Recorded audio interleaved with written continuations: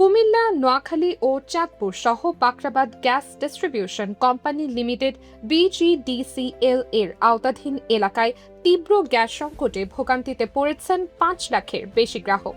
গ্যাসের স্বল্পচাপ ও অনিয়মিত সরবরাহে বাসাবাড়ি, শিল্প কারখানা, হোটেল, রেস্তোরাঁ এবং সিএনজি ফিলিং স্টেশনগুলোতে চরম দুর্ভোগ সৃষ্টি হয়েছে।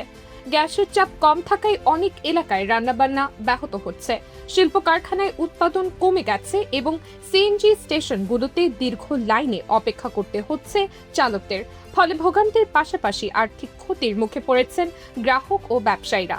এদিকে এক বিবৃতিতে বিজিডিসিএল জানায়, প্রতিকূল আবহাওয়ার কারণে এলএনজি টার্মিনাল থেকে সরবরাহ ব্যাহত হওয়ায় জাতীয়ভাবে গ্যাসের সরবরাহ কমে গেছে।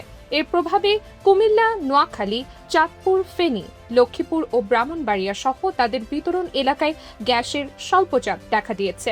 সাময়িক অসুবিধার জন্য গ্রাহকদের কাছে আন্তরিক দুঃখ প্রকাশ করেছে বিজিডিসিএল এবং পরিস্থিতি মোকাবিলায় সবার সহযোগিতা কামনা করেছে।